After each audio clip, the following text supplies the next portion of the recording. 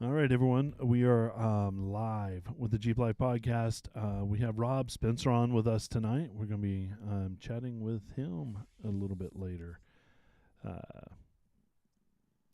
It's Monday. It's the beginning of the week. Everybody's trying to just get the ball rolling for the week, recover from the weekend. Yep. I know that's me. Yep. Today has just been Whirlwind tour, dude. It's always how it goes. I feel like today I've been the least productive I've been in 10 years. Well, I That- was productive. I was productive, I didn't but do much. I was productive though. there you I didn't do much, but I was productive. go. All I right. love that you're parsecting that No, out. like if you looked at it I from built a house, but I did it in 7 minutes. if you looked at it from the outside, I did a lot of just sitting there, but it was like a bunch of precise mouse That- clicks Yeah. over and over again to build out. However it works for you, man. Yep. All right. It's a case of the Mondays. Huge case of the Mondays. But we're gonna bring. Oh, look at that! Mike is the first person on. He's all. Yeah, I love that guy. He's got it. It's like a race. I think, what's the definition of a nanosecond? No, The right. time between clicking live and Mike jumping on. Yeah, Our guy. love that. Got 3 little eyeballs up there. Let me log in and share this out. Usually we like See if to we give can it about 2 or 3, 4 minutes, and Yeah. then that gets the ball rolling. Mm-hmm. Yeah, I'm gonna jump on and share it out.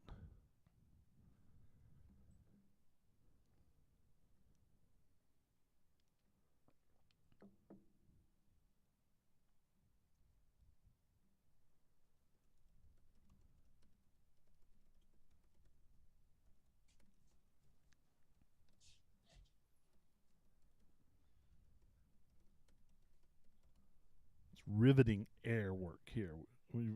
Sorry. Sorry, That's that, usually the warm-up round. yeah. Well, But- I'm not very good Oh, at multitasking. there's the man with the hot dog plan. Is that Mr. Eric Ammerman? Oh yeah, look at that guy. That is correct. Look at that guy. He's so famous. He is a famous guy. It's like royalty. He's well known. Yes, he is well known. It's like royalty. Very well known. Look at that picture, profile picture. I know. Out there. Well, Just looks like a stud. apparently there's That's a AI. single line drawing of him in a shop in Moab. Oh, Yeah. that's a friend of ours sent That's it to him. pretty cool. Post on one of the socials yesterday, Huh. I think. Yeah, it's very cool. that is pretty sweet. One day I would like to be famous enough to have a single line drawing of me and it be recognizable.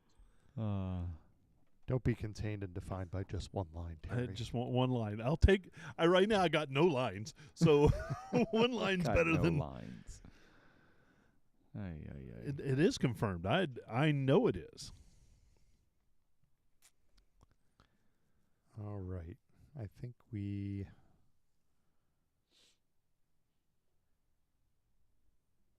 have things up and running, and Are we good? I think so. I'd like to get 2-3 more people in here. We always know the It's the magic number's about 6 to 8. the Monday evening thing is always a mixed bag on. Well, it's also football season. Yeah, true. Monday night football. That is and correct. stuff. We are Tough. competing. We do compete. Yeah, but it But gets played. even in Sundays, we competed too. yeah. These people Sunday will night try football. Sunday night football. Yep.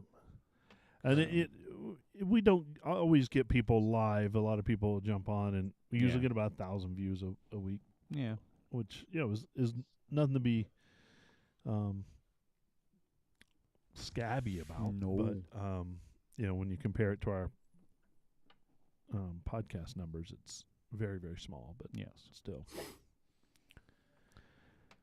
we don't do it for the. You do it for likes. No. We don't do it for any of that. We just do it because we do it at this That point. is correct. All right, All everybody, right. get out there and share it out. We're getting ready to go live And here. Hit the button. I'm going to hit that button. Just hit the button.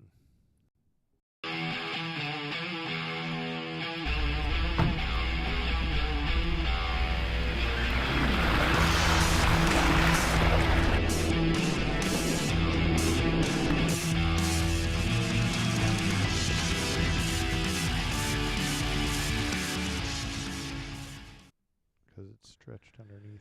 Hey, everybody, and welcome to the Jeep Life Podcast. We're the podcast we celebrate that Jeep life, and we are proudly presented by Armorlight, the toughest flooring on the trail. Make sure that you check it out at goarmorlight.com. They offer our listeners a discount, Jeep Life Podcast 10, for a complete Armorlight system when you go to goarmorlight.com. And our thanks to them for being, the presenting sponsor for us for a long time, and hopefully going to continue that. I'm Jeep and Terry, and I'm just happy to be in the studio for as long as we have it. The clock is ticking. The clock is ticking on this particular studio, and I'm joined as always by Unbreak Billy. Yes, you are. And Jetty Jason, I wasn't going to interrupt you because No. I felt like you were on a roll, like No, you were going somewhere. Just my normal. My Jeep life is starting to make a turn for the better.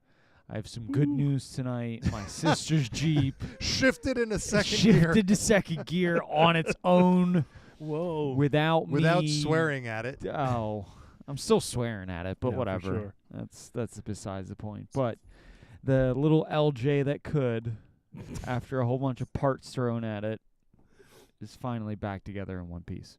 I love that Jeep I do too. until it sat here for a very, very Dude. long time. All right, I I'm wanted gonna- an LJ until then. I'll be honest with you. I drove it up and around the block, and then coming back down here, and I kind of got on it, and As you do.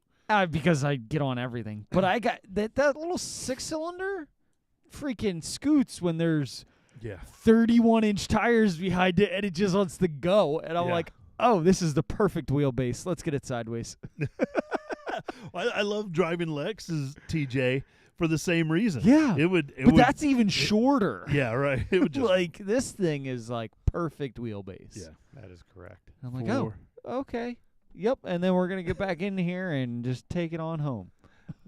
for sure. We are joined, not necessarily in the studio, but we are joined by Rod Spencer from Project Heal the Land. And Rob's got a killer story, and through a mutual friend, we were able to coerce him and beg him to come in and hang out with us. How much are we paying him? The number isn't big enough. That I agree with. Rob, welcome to the show. How you doing? I'm doing great, thanks. So thanks for having me in. Our mutual friend is a guy named Eric, who I swear to you, I've learned more about hot dogs from knowing that guy than anywhere else on the planet that I could have gotten that education. You get to learn about wheeling and hot dogs if you know Eric. Yeah, and lights. Yep. Well and lit lights. hot dogs. Yes, Oh, well lit. well, Lights On trails. lights you could cook hot dogs on. Yeah. Wait, Yep. I'm surprised he hasn't. That yet. is a new product idea. Oh, You there we heard go. it here SEMA- first. the SEMA 2025. Tyree hot dog light cooker. That is correct. Don't give all the secrets. So you guys, your main sponsor is Armorlight. Yes, it is. Yes. I don't have a setup myself, but I love their stuff. Oh yeah. Love it. absolutely. Yeah, good to hear. So Reach good. out to them. They're good people. Yeah, they got great stuff. Hey, we have a discount code. Yeah, we do. Yeah. Use the discount. What is code. it? What's Jeep the Life discount? Podcast 10. It's 10% off of a complete system. There you go, guys. Kill it. That's the door. taxes. That's That's right. taxes. Exactly. Absolutely. Exactly. Since we have you here, let's get started with this, and help us out. You're going to be able to tell your story, but where did you start with the Jeep life, and how did that come about? and then, let us in on your story. So I bought my first Jeep in 1993. It was a red YJ, tan interior. Had the Radwell Sport Bar, the whole thing. It was pretty great. That 93 YJ also was the beginning of my story. So, but since 93, I've always had a Jeep in my driveway. I've owned other vehicles too and that kind of thing, but I've always made sure that I've had a Jeep. I've had two LJs, which I cannot believe at this point that I sold. Right. I've had probably 5 TJs. I have a 16 JK. I've had a 2011 JK that I converted to like a truck back in, I think, 2012. I built Jeeps on 40s when 40s were like the biggest tire that you could get, which is now like just normal. It's crazy. It's crazy. We can call them small now. I love Jeeps. I think that they really get across the adventure lifestyle to people. And I think that Jeep back in the day when they originated their marketing strategy for this vehicle, they were able to step out of the automotive world and into the lifestyle world. And that way, like a doctor who has nothing in common with a mechanic, who has nothing in common with a school teacher, views a Jeep and sees freedom and adventure. And that's different. That's a different definition for everybody. So if they could market the idea of those two things, those three things, those four things in the branding, everybody would fall in love with Jeep. And I think that's what happened. Everybody loves Jeeps. Yeah, for sure. And, especially our listeners and everybody. Hey, Rob, we're getting some sort of echo on Facebook. I don't have anything on. I don't have Facebook up or anything, so it's not me. I am in an empty room. This is my new studio, and I have nothing on the walls, believe it or not. So that kind of sucks. It might be hollow from that. Probably that. It could be what that. I can do I'm not hearing it. It sounds quite all right to me, but I'm not. It's probably the hollow room, which sucks. It very well could be. I'll edit, this little talk out, but clean it up. You're the pro. See if we, right. The magic of editing. Yeah. Sorry about that. Also, my lovely backdrop. I'm not in a mental institution. I just don't have anything on the walls. That's right. Really, there's somebody to his left and right just out of the video. Okay. We all belong in a mental institution. 100%. Oh, we're getting it, and now it's the flowing in that there's an echo pretty bad. Let's see if I can find it.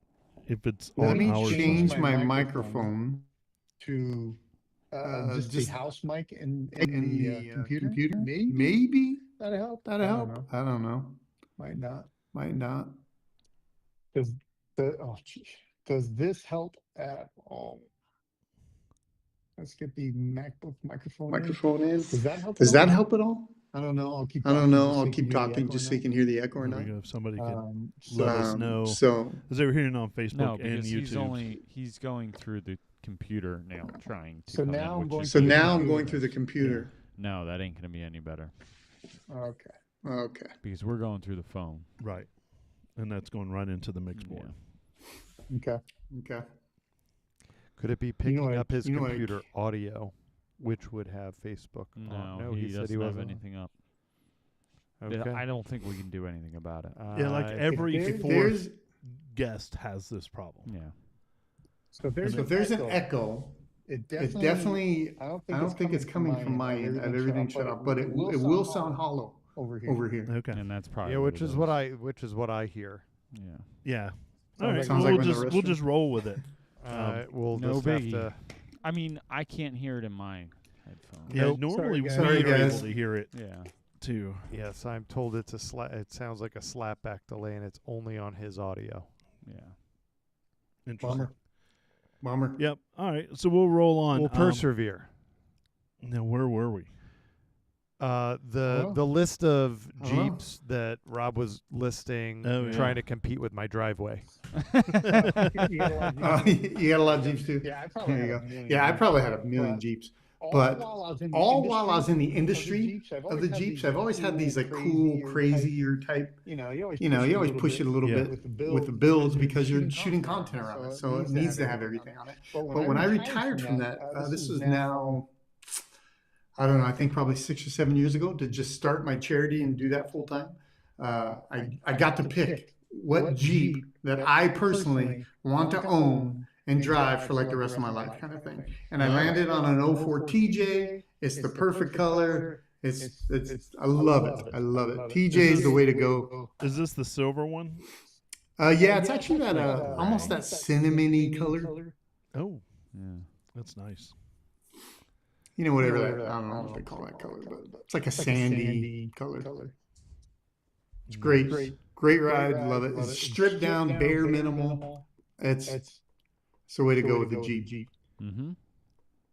I love that. To be honest with you, I've driven enough Jeep stock, and I love them. You know, just the way they are, just the way they're built. You know, it's.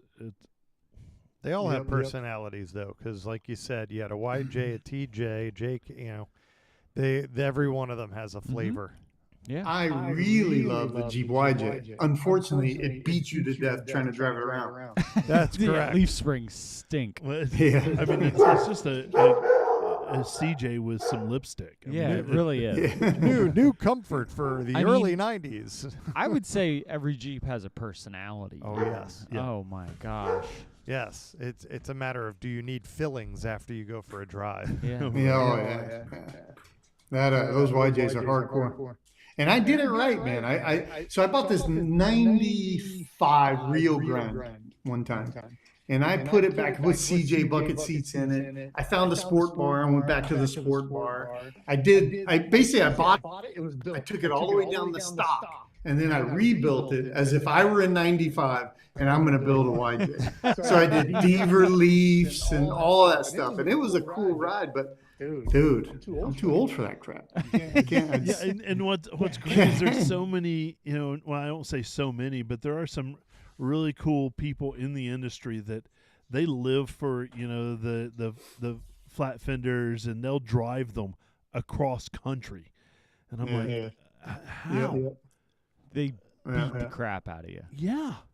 Dude, my back hurts driving to your house. You ever see the guys that are always in them, though? They're usually tall, like kind of lanky. Well, their heads, Their head's, 6 like, inches right above above the it. windshield. That I'm like, you just like bugs in your teeth. That's actually true. Now that you say that, they are like tall, lanky white dudes. I mean, usually. It's almost like if you were to put them in a World War II uniform, they belong in that. Yeah. Yeah. It looks like the people that fought in World War II. I don't know why, but like they all kind of somewhat look the same. Now, Rick Yeah. Payway might be the exception to that, but yeah, it very much so. But he's a thinner guy. He is a thinner guy, but I wouldn't think Like, he you was never- you don't tall, see- lanky. I don't see him with his head above the windshield. Just That's funny. That's why they make the windshield fold down. that's true, right? Yeah, right. true. You know, Yeah, I would love to get Old Scrambler or something, but I just don't. I'm 6'3", 240 pounds. I just don't fit. Yeah, we need comfort. You know? yeah, we're not built for Yeah. Miatas. You know, Yeah, exactly. Scramblers are Sausage going for in its ridiculous casing money right these there, days. buddy. that's right. That's right. All right. So I landed on this All right, let's TJ. draw back into the Jeeps. So There you go. I landed on this TJ. yeah, so it sounds like what the I- 93 was a special vehicle, or 93 was the first Jeep, right? So that was the first one. I was in a car accident in it, and it took away part of the story. I'll get to that. Let me tell you about my TJ real quick. Yeah. So the TJ, I was able to find a stock TJ that's never been on the dirt that had 68,000 miles on it and no modifications. All right. So I was able to just kind of do what I wanted to from a fresh kind of platform. It's awesome. I love it. All right, back to the deal. So in 1993, I bought this YJ. YJ's great, cool, all that stuff. But one day I was camping with my wife and some friends, And we were down here on the West Coast. There's a world-renowned surf spot called Trussell's. It's right next to San Onofre State Beach or Camp south Pendleton. of San Clemente. Yep. So I was meeting a friend just off the off-ramp to surf that morning. And this diabetic guy was heading from Long Beach, California to Oceanside, California, which is probably an hour drive. Wasn't feeling well, went into a diabetic coma. I'm giving you the short version here, hopefully.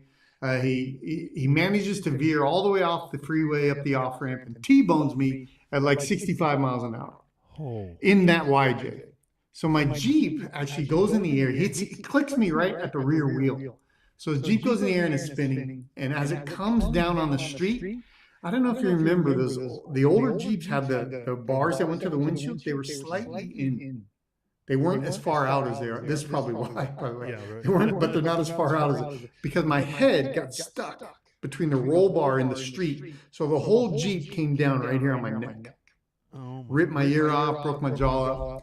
I was paralyzed on the right side of my body for a while. And since then, I just did a hip replacement Friday. But since that accident, I've done my knee, my elbow, my ear, my jaw, 4 fingers, and both hips. I'm like 30% fake parts. It's crazy. I'm the human version of a Jeep. Yeah, right. You're a Lego kit by now. Yeah, totally. So anyways, so I'm spinning. I bounce up in the air, hit this light pole, go over this fence. And I vaguely can, as my world kind of comes back into focus, I hear this guy say, "Hey, your Jeep's on fire. You got to get out. You got to get out." So I had to get myself out of the Jeep, walk a couple hundred yards away. And the Jeep went up. Yeah. And the paramedics showed up 45 minutes later. And that's when that's when I went unconscious. And from there, luckily the paralyzed stuff, it was all just swelling on my nerves and my neck. So just kind of as I swelled up, I just went paralyzed. But as we got that under control, that came back, a little bit. But the biggest thing it did, it took my memory from birth to that accident. And that never came back. So it never came back. Never came back. So that was actually going to be a question I was going to ask. You don't have anything. So it's not that that happened. It's that it happened, and it's been. I can't even comprehend that. It's crazy. Yeah, most people can't because everything that, as people, everything that we are designed to kind of put in a context has to do with our life experience. Yeah. So there was no life experience there. So you can't really get it. You can get the gist of it, but you can't really put yourself there because you can't escape thinking about your life experience. It affects every decision you make. Absolutely. Wow. So imagine no family, no friends, no schooling, no anything. Zero. I woke up married. I'm still married to the same woman. Yeah. She's an angel. But there's nothing. Didn't remember. I got 4 brothers. Didn't remember them. My parents. They didn't even know. Everyone moved back east when I was younger. Right. I just kind of faked it with them until they passed away because I just thought it would be pretty selfish of me to kind of lay that on them in their senior stage of life. But whoa. Yeah. Dude, it was wild. Straight up like a movie. You're right. So Like that's what the this- documentary we did is about. Yeah. It's the whole, how do you fill in the pieces? How do you? You don't. So you get to this place, and I think that we all are there similarly. I think that I'm just the extreme of regular life, right? So we all can't remember stuff. We all have things we want to forget. We all have these things that, I'm just the furthest extreme. Right. I'm just the furthest extreme of not knowing, the furthest extreme of knowing what it's like to be lonely because I feel like I'm the only guy on the planet. The furthest extreme of, the darkness that comes along with that kind of brain injury. But we all kind of go through the process the same because we're people and we're designed a certain way, And you get to a point, for example, when I kind of got back into humanity, I had the hardest time because I could not understand why people would do what they do. Right. It makes zero sense. And I don't care if it's relationally, I don't care if it's spiritually, I don't care if it's physically, I don't care if it has to do with what you like to do. People cannot get out of their own way. It's crazy. It's crazy. Like no wonder we're all screwed up, you know? Yeah, right. Because life has kicked us in the nuts for 40 years. So what do you expect? We're gonna, you know, we get skewed in that Right. context. There's some truth to that, right? Yeah, for sure. At the end of the day, we're all just a bunch of monkeys. Well, Yeah, a little bit. We are a sum, and you kind of said this. We are a sum of all of our past, right? Yes. I mean, where we are right now in our life is a summation of our past, and you know, I'm looking back at mine all of a sudden, and I'm like, I've got baggage that comes with that, but unintentionally hit the reset button. That just whoa. So you get in that position, and you really. I was healing up at home, and my mouth was wired shut for months. Back up a little bit. There was a point my mouth's wired shut. I couldn't talk. I was tired of all of the trial stuff to get my memory started again. I basically just lied to everybody. Said I remembered so I could check myself out of ICU and go home. You know, Was it the right decision? No. Is it weird how the first decision that I made was a wrong decision? I don't know, but I made it. So I went home. I knew my mouth was. I don't have to deal with people. If I'm going to make a break for it, now's the time, kind of thing, right? But I'm healing up at home on my couch, and this is back in the '90s where everyone has coffee tables, right? and the remote control was out of my reach when I was laying on the couch. So I took the pillow from behind my head, threw it on top of the remote, pulled it closer to me, grabbed the remote to change the channel, right? But in the process, I knocked the drink off the table. And that is when the first light switch moment of my life happened. Oh, I'm cleaning up the drink, and like black and white, it hit me.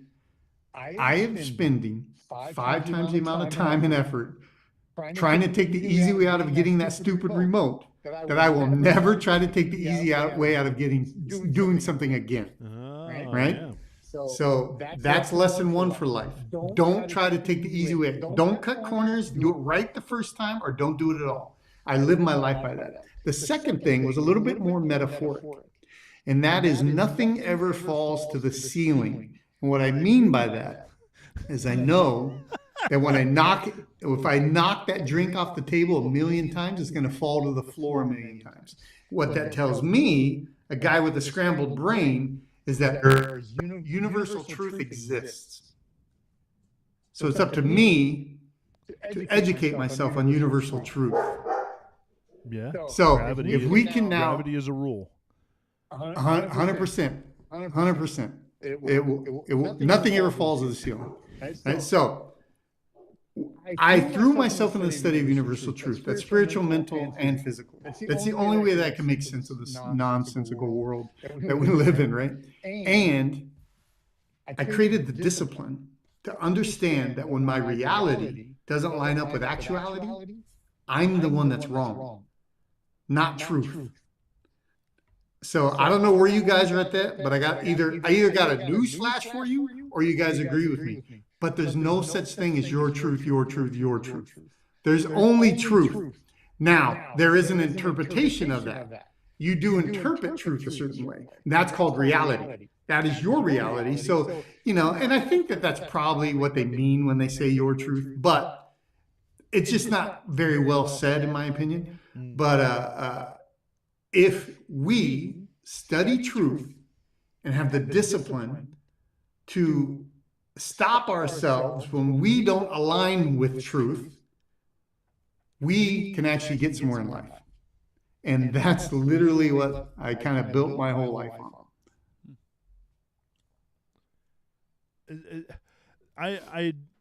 It's incredible the aha moments that we have in our lives. And Yep. So this one obviously was a big one for you, and you were able to grasp it. How many aha moments slip by us and we don't recognize them as aha moments, right? Yeah, I'm telling you, I bet. It could be as simple as knocking a drink off the coffee table, but that doesn't necessarily trigger anything in our brain, but the Mr. Blank chalkboard was able to write on that chalkboard, this is a truth, So the thing is this, like, obviously it takes a long time to build the framework to recondition the way you think in life, right? I happen to have a head start on that. I put it like this: we domesticate our babies from birth to fit in, to be normal. And at the end of the day, normality sucks. Normality is addiction. Normality is divorce. Normality is debt. Normality is a lot of bad things that we should not. Normality is what you can't do and what you can't be. That's what we are, and we're not doing it. We're not doing it like intentionally. We're just doing the best we can through our life experiences. Yeah. But if you can build the reframe of your thinking into does what I perceive align with universal truth, or does it not? And if it doesn't, I don't do it. Now, obviously, that is, anytime I've messed up, I've alleviated from that rule. So did that, where MMA, where did that come into play? So, I was actually an auditor for like a QA guy on the LA Harbor for Nissan before my accident. I tried to go back and I couldn't. I just couldn't figure it out. Yeah. Numbers were all scrambled and I couldn't figure it out. Even today, I will tell you that I am always the dumbest guy in the room, because I never went back to really get past the basics of what I just figured out along the way, Right. But I had muscle memory, so I could fight. So that's what I did. I became a fighter. And back then, MMA wasn't even really a big thing yet. It was martial arts. I opened a martial arts school, my first martial arts school in '96. The MMA stuff came around as people got educated in all the different styles of martial arts and how you need to know all of them, or you're going to get murdered in that fighting context of like the octagon. Yeah. So that's the birth of MMA. And most of us old school guys kind of evolved into MMA. But I don't have, and this may be a fault. This may be a fault. So I'm not saying I'm right with this way of thinking. It just happened to serve me well for here. But I don't have a value for like tradition and history. I'm not a blood is thicker than water thing guy. There was a conversation I had with my brother one time, my oldest brother, and he's very, hopefully he's not a fan of yours, but he's very egotistical, very prideful. And I had to tell him, please remember, I don't have the ability to say, oh, that's just the way my brother is. Oh, that's just the way he acts. You're not my a-hole brother. You're just an a-hole. I don't have attachment. You know what I mean? Yeah, I don't have that attachment. There. Yeah. So, right?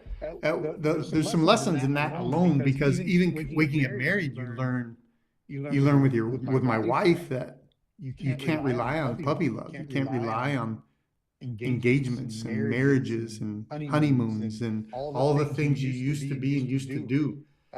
You are to me who you are to me now. Right. So let's treat each other appropriately. Yeah. Because a lot of times we get in our marriages and we fall back into this complacency where it's almost a finish line for people versus a starting line for people. Right? We become the most comfortable that all of the worst of us come out to our spouses. My dog. Sorry about that. He's obnoxious. That's all right. Hang on one second. I want to yell at him. Man's true best friend. We love B. we love the doggies. Oh yeah, he's great. His name's Pete, but he's a little obnoxious. Anyways, so when it came to like the evolving from martial arts to MMA, that's why. I've only, if it doesn't make sense, it's not practical and applicable. There's no use for it in my life when it comes to fighting, you know. I don't value the tradition of this. I don't need to be a great stick fighter. I need to be great at firearms because we don't fight with sticks anymore. You know what I mean? And that's kind of how, but when you stay in that traditional martial arts world, you know, that has a place, and it does create some foundational stuff, but there's faster ways to get that, you know, than going that route. So we evolved into MMA from there. And then I went on to have a 18-and-a-half-year career as a MMA guy. I had a couple gyms here on the West Coast, and my big one in Valley, and then another one in Long Beach for a while. And this was a good run. Good run. Yeah. So how did that parlay into your charity work and your Project Heal the Land, and how's the Jeep community played a role in that? So along with the MMA, by the way, fighting is even to this day my favorite thing to do. Not like on the street like an idiot. In the right, you know, in the right context. The world moves at a pace that it's supposed to be moving when I'm in that ring. Everybody else is heightened, but everything slows down for me. So one, that's why I was pretty effective and good. But two, that's why I love it. You can only focus on what's right in front of you. You have to shut everything out except for the present. And there's some value in learning how to be right here, right now, every moment of your life. But when you fight, that's more because you get punched in the face and knocked unconscious, right? So it's very important that you stay present in the fight. So I loved it. But along with that, about 10 years into my martial arts, I had this world-renowned private investigator that used to locate kidnapped kids all over the world come to me and ask if I would create a training system for. He also did like juvenile transports. Juvenile transports back then, you can see a lot of like bad Netflix stuff on them. I think Paris Hilton did one where she was complaining about being transported to Utah. So basically what happens is kids get out of control. Their parents can't control them anymore, but their parents are still very much liable for them. So they ship them off to these therapeutic boarding schools for a year, 2 years until they get themselves in check. But a lot of those schools, a lot of them are like very abusive and stuff. Military is probably the best one. Anyways, this guy ran a team for that, and his big thing was international PI. This dude, if you think of private investigators, you think of the 80s and the 90s. This dude was like in his Porsche Targa top, his goofy 80 clothes. He was the epitome of that. He was the epitome of that. Leather, shoulder stuff, you know, and so cliche. But he was the best guy in the world at it at the time. So anyways, he said, can I create a training system for these guys? So I said, yeah, sure, but let me get in the field and see what you guys are dealing with. And right away, I went on a case, and I was just a natural. I was born to do it because for a couple of reasons. One, because in my heart, I know what it's like to feel lost and alone. So I have an empathy for these kids, you know. And then physically, I'm not being obnoxious, but I'm usually the best guy in the room. So I didn't have the ego to feel like everything has to be shoving a square peg in the round hole. It was about finesse. It was about strategy. It was about putting the pieces of the puzzle together. And then having a heart for these lost kids. Loved it. Thrived in it.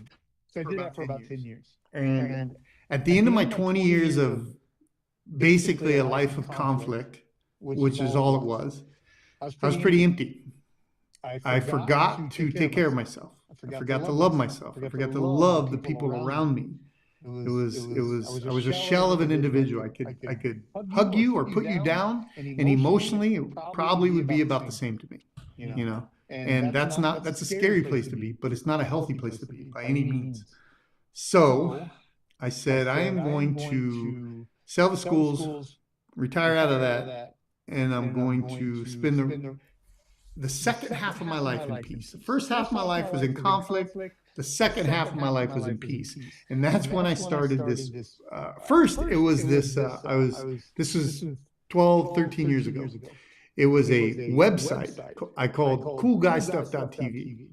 It was so good. It was so fun. I covered consumer tech and Jeep and outdoor stuff. So as that kind of went down, this was like blog. It was like writing and pictures, like the cool blogging, not like today. I mean, today looks better, but it's not as fun as the creative that comes behind that style. Anyways, so that blew up. My MMA lane blew up, and my Jeep and outdoor stuff blew up. So I had to make a decision. I didn't want to build another company. I didn't want to do any of that stuff at this time. I just want to have a cool little brand that impacts the people in the industry. A cool little brand that can kind of lead people to the place that humanized me again, and that's nature. Right? So started this thing, changed the name to venturethewild.com, and I had basically a 10-year career in the Jeep and off-road space, working with brands, creating content, doing brand consulting, helping people kind of along the way with what they're going through and doing and all that. And we get to the point about little over 5 years ago. I said, this is my second charity. My first one was in the, we'll call it family crisis industry. But the second one, it's all about plugging people into nature. It's all about, I believe this. I believe that we are built to be in connection with God. And I'm not going to tell you what God is. But to God, to each other, and to nature, and those three points of fulfillment, and I know what I believe God is to me, but who am I to say what you have to believe, right? God to you might be this, or God to you, whatever. Anyways, so I wanted to really connect people with the lane of getting outdoors because it does so much for us, physically, spiritually, and mentally. That's how I came back. That's how I, like I said, was humanized again. That's where I found peace. That's where I found joy. That's where I found all the cool things. You've never gone out on a trail, come back and said, "Oh man, that was a horrible day. Sucks." You could have broken down, sat on the side of Whoa, you haven't been out with me. Oh well, you're not doing it right, then, my friend. You're not doing it right. Oh no, it's doing it too right. I'm doing it too right. It's just the wallet that's it's like lit on fire. That's funny. So I started Project Heal the Land, and at first my goal is to plug people into nature, but the way I did it at first was to create this network of working with Forest Service Direct, with BLM Land Direct, and that kind of thing. We would do service projects. I think that trash cleanups are important, but I don't think they do anything for the greater cause. I think that you need to, my whole life, whether I'm working with a guy who comes into my martial arts school and he's middle-aged and overweight and thinks he wants to get in shape, but doesn't think he fits at the gym. And really, these are all insecurities that got him to this place. And he doesn't even know it. Or he probably will fix himself, So I need to meet people where they are, help them get to where they're going, often when they don't even know how to do that themselves. So my process for this is I enhance the good. In the case of the overweight guy, look, you eat Oreos for dinner every day, great. Keep doing that. All I want you to do is add some water to your day. Week 2, you still want to eat those Oreos, great. Just keep drinking your water and add some fresh broccoli or some fresh vegetables to your diet every day, right? And we just keep kind of getting those wins under your belt. Next thing you know, you're strong. And now you have discipline. and now you have some wins and some momentum taking you forward, you can now cut out the Oreo dinner, right? It's a longer process, but it's the right way to build sustainability. So when it comes to the outdoors, we could clean up trash, but guess what? You go back next week, it's full of trash again. what we need to do is spend time educating people to be aware of what they're doing, to educate people to be responsible in their use, and educate people to be, I mean, I don't want anybody getting crazy out there, but to keep each other accountable for stupid stuff, right? And if we can now increase, if we have good and bad, and we can now increase the good to this, look how bad the small is. And then we can increase the good to this, look how small the bad is, right? And eventually the good overtakes the bad. And that's how we make real change, all through education. So that's really the goal when I first started, how to go about doing this. So we did like OHV staging area builds, tree plants with Forest Service, a lot of restoration on trails, that kind of thing. And this is actually a very cool thing for the Jeep community, like almost like a badge of honor for everybody. Is I worked with probably 9 or 10 tree planting organizations, and they are horrible. They're horrible. They get nothing done. Well, what I consider nothing. They'll go out for the entire day. They'll plant 10 trees with 6 people and claim success. We planted, as a Jeep community, over 400 trees in about 3/4 of the day, just below Big Bear here in the San Bernardino Forest. And from that day forward, the Forest Service is like, whatever you want to do, Rob, just say the word. Right. You know, because of the community showed up. The community did the work, the community, and they did it in a way that was efficient, proper, like there was no injury or accidents. All the skill set relies on people like off-roaders, you know what I mean? Yeah. Mm-hmm. And the tree hugger part of nature is so against off-roading, they'll never give them a chance to even get in there, right? So I circle around these guys. These are my people, right? And we together are going to do this stuff. So we did a lot of awesome things the first few years. And then things kind of developed into a lane of education for me. We spend a lot of time now educating, especially kids in high school and junior high. There's some public school districts around here that allow our charity to do, we call it Explore More SoCal, but we take 50, 100 kids at a time out into nature, whether it be hiking or wheeling. Out into nature 4 times a year in their regular school day. It counts towards their curriculum. It's pretty awesome. And, you know, we get to show them some of the cool stuff that's out there and kind of educate them along the way. So I spend a lot of time and effort doing that now. That's awesome. That's really cool. So when this just came about, you know, kind of evolved, what were some of the challenges you were facing with that? Inefficiency is number one. Do you remember I told you, like, I could not understand why people do what they do when I first came out of the thing? I could really. You get to government agencies, I don't understand why anybody does what they do. It was like pulling teeth to get anything done. So that's probably number one. Oh, you want to fix that trail? Okay, well, it's an archaeological site, so we need to get a guy down there. He's available in 4 months. And then we need to get the paper back from him, and that'll take another 2 months. And then we'll get the sign up from here, and that's 6 months. I think sometime in 2074 we could do that. You know, it's like, what? It doesn't make sense. I'm not doing anything but cutting back brush, repairing A-frame fences that were once standing. Yeah. You know, it's crazy. So inefficiency was a big hurdle for me to get through. Drove me crazy. The second thing is we live in this time where everybody loves to be an influencer. So a lot of these events wind up being picture-taking moments, not working moments, you know? Yeah. So that's those are probably my two kind of biggest hurdles to get through that. Bureaucracy and being Insta famous. Yeah, that's a struggle all around. as someone who, hosts a podcast and content is king, it's balancing a fine line of, a work project versus getting the word out about that work project, right? Yeah.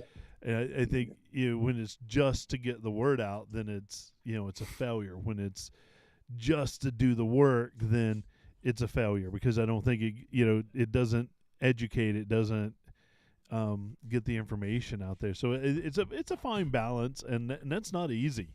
It's not easy. Check this out. Check this out. This is probably going to take you by surprise. Might not, but I want you to think of your favorite off-roading nonprofits. I'm going to tell you that it's so cutthroat in this industry. They treat their charity like it's a business.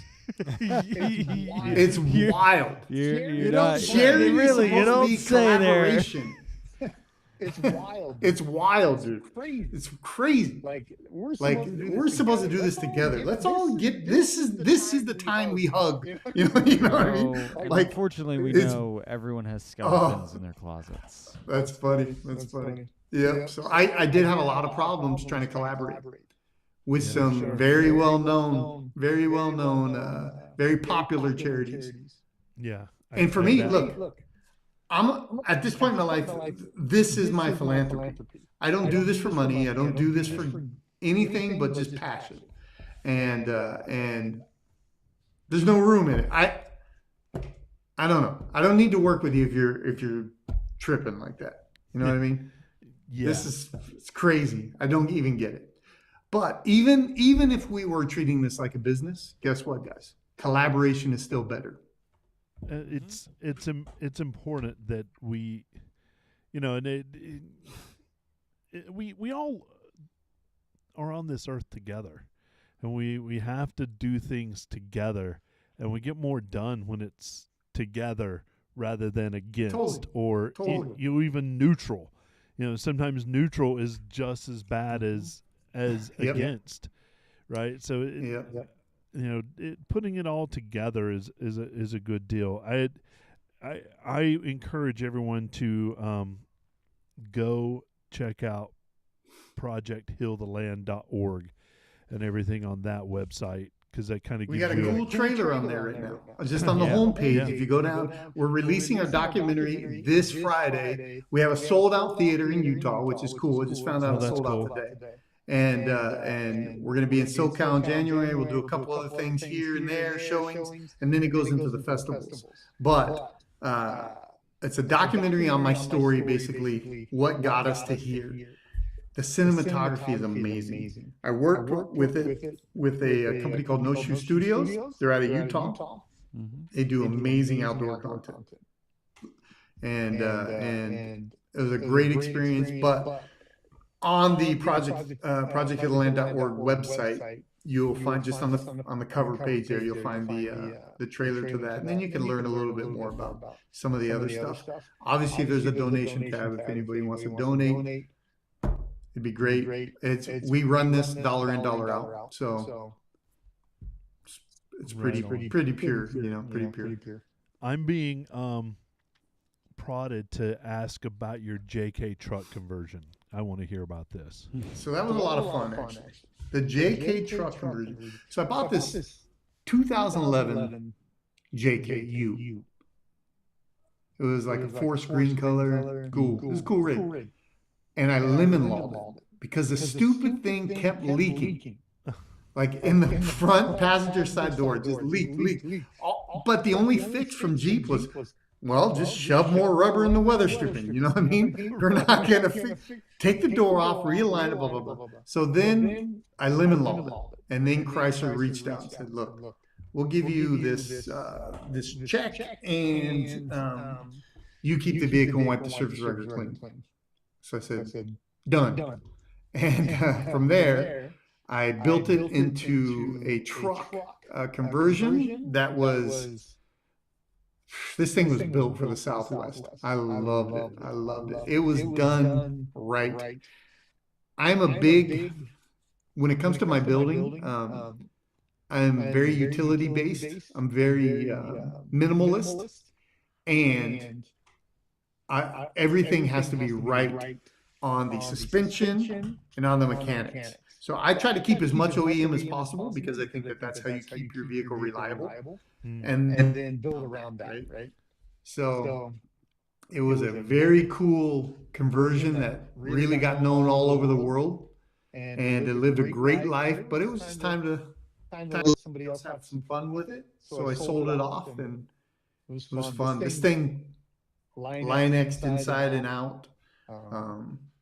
Man, it was beautiful. You can find some pictures of it on my Instagram, I think, which is just at ADV Rob. So like at Adventure Rob, just ADVROB.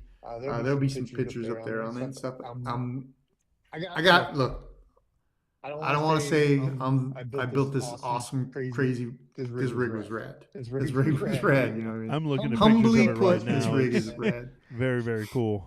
Was it kind of like?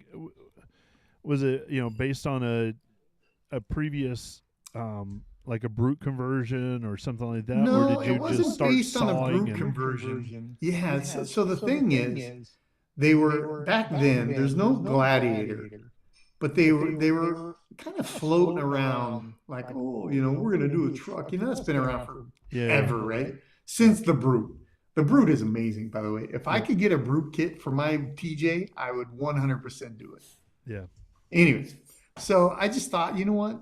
I'm going to build my ultimate adventure rig. There is a point in that build where I had one seat and a platform for my dog only. It was the best. It was the best.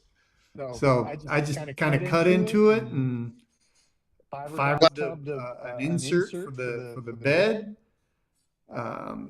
Had this custom top done. I worked with a couple companies, like Deviate Off-Road. They were willing to work with me back then on doing some custom stuff for it. They're local here in SoCal. Now I think the new owners and stuff, but the old guys, the two kids that used to own it. Deviate. Yeah. Those, now one of them has dirt. I'm not sure what the other brother's doing, but good family back in the day. Anyways, TerraFlex worked TerraFlex a lot on it. The reason why I love TerraFlex so much is they just kind of committed to Jeeps again. I guess it's the same kind of thing you just said, right? Yep. I'm not, but anyways, back then the reason why I love TerraFlex so much is they've just been so much in the Jeep world. All of the angles would line up on their bolt-on stuff, right? So it's very easy to just be off a little bit and your whole ride sucks. So the articulation of your suspension has to be right to maximize a good ride. I had that thing 17 to 19 miles per gallon on the highway with 35s on it. Yeah, that's awesome. It was so good. Yeah, it was a beautiful rig. In hindsight, I wish I would have kept it, but I'm a dummy. I just do that all the time. we all do. We all do. Right? It's finish out where you are now, and how people can follow you and figure you out, so that we can respect your time and get you off here. I love your story. I'm still in awe. I can't even comprehend not being able to. Well, hopefully we could get the documentary in front of you guys somehow, and you guys can check it all out. Yeah, that'd be really cool. But yeah, people we're probably on the East Coast, so we lose out on some of the cool stuff that happens out west. Yeah, but we could put together like a Jeep event where we get 50, 100 Jeepers out there and we just do a showing somewhere. I guarantee you we could come up with That would be. with it. How about a drive-in? Yeah. Yeah, it'd be cool. It'd be cool. So So we I'm up for started that. a You guys Jeep are. club with 10,000 members in it. I think we Perfect. could find a few people Yeah, but I think it'd be fun. It'd be fun. And we can get some brands we do a little raffle and have some food and make it a fun night, Yeah. I bet Eric's brother could help out with that too. Yep. Oh yeah. There you go. I bet Eric could help out with that a lot. 100%. And I've got a little pull in the industry too, so we'll. Perfect. Or not me. Retired. I gave all mine So- up too. Don't worry about it. That's funny. So if you want to check out the charity, it's projecthealtheland.org. Like I said, the whole goal is connecting people with nature. And that connection point usually runs through off-roading for me, through Jeeps, Jeep stuff. I'm a big passionate Jeep guy. We have the, again, my Instagram is at ADVRob, and that'd be, you can reach out to me direct and just DM me or something. I get back to whatever, social media is to be social, so I'm not one of those guys that like, I'm going to follow 7 people and try to build up 100,000 following. It's supposed to be a community, Yes. So it's in the name, for crying out loud. So you can reach out to me directly. Great. If anybody is looking for a good charity, I'd love to talk to you more about it. Any support's great. If not, no big deal. We get it. It's tough times right now. So got a cool documentary coming up at the end of the week in Utah. If you're in Utah and you really want to go, we could probably sneak you in still, even though it's sold out. It'd still be good. We know somebody. Might have to stand in the back. Yeah. Yeah, there you go. That's it, I guess, for me, guys. Excellent. Well, we'll have all your information in our show notes. Everybody go check out. I spent time looking through your Instagram as we were on here, and I'm like, oh, that's some cool stuff. Yeah. That's As really I cool. was rambling on. No, you're awesome. That's what you're here for. That's the whole Oh, point. yeah. We get people on that, they don't talk, and and it's like pulling teeth. I had like 10 questions. You answered all of them before I even got to them. Oh, there you go. Well, good. It was fun for sure. So thanks a lot, guys. Well, everybody, Rob Spencer, make sure to check out his Project Heal the Land, his Instagram. Make sure and look out. Look at the trailer. It like you said, the cinematography. It's beautiful. Even if there wasn't a story, it's a beautiful thing to see. But then there is a story. I can't wait to see it. But Rob, we appreciate you coming on and hanging out with us on your Monday night. I mean, I know there's better things to do. Nope. This was the best. best. I love it. And thanks a bunch. And maybe we'll have you on after the documentary comes out, and we can follow up with it. Sounds good. Anytime. All right, man. I can't wait to see you out on the trail. I know through Eric we'll meet up sometime. Yeah, before I leave, let me make a pitch. Tyree Lights. I'm telling you, I would make a good face guy for the company. I'll work with Eric. We can kill this thing. Yeah, no doubt. Come on, guys. Let's do this. We got a podcast, we got a face, and we got lights. So There you there go. we go. Bring me out of retirement, please. I love it. Well, Rob, I right, appreciate it, man. Thanks a lot. We'll see you.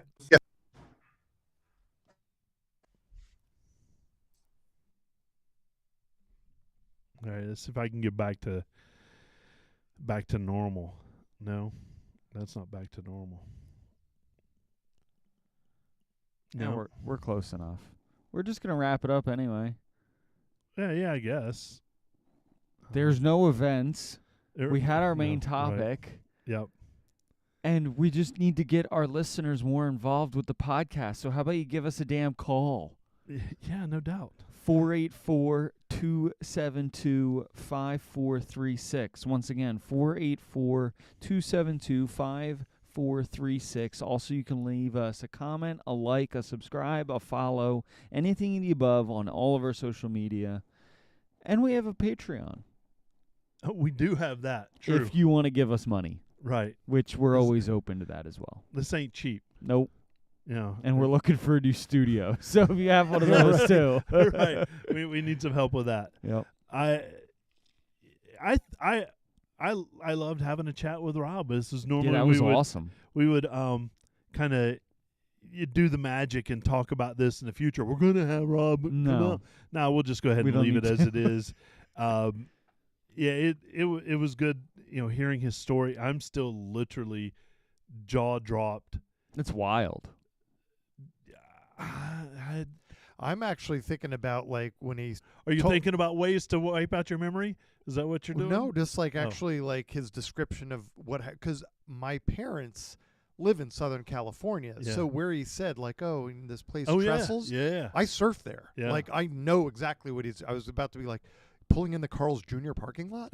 Like right, yeah. I know exactly like Yeah. kind of where he's describing like the off ramp and everything. Yeah. So that's just kind of crazy to think like in a blink of an eye, like your whole situation changed real hardcore. And the fact is it wasn't like lights out. It was he had the wherewithal of this happened. Hey man, your Jeep's like on fire. You got to get out of there. Yeah. And then like the lights went out. Yep. And that's just mind boggling. Like to like go through That's that and to left. kind of like literally be reborn out of it. Mm-hmm. Yep. So that's just, kind of the wildest thing for me out Wake of that up story. with nothing. Yeah, that's just. I don't know. It's. You don't know till you literally don't know. I mean, kudos to Rob for, essentially making the best out of a unbelievable situation, right? There's some people that don't or aren't able to or whatever, but Well, he kind of said there's two options: move on or don't. Right. Yeah. And he chose to move on. And doing good work too. Mhm. So our thanks to Rob Spencer for coming out tonight and being out with us. It's time for us to sign off and say goodnight.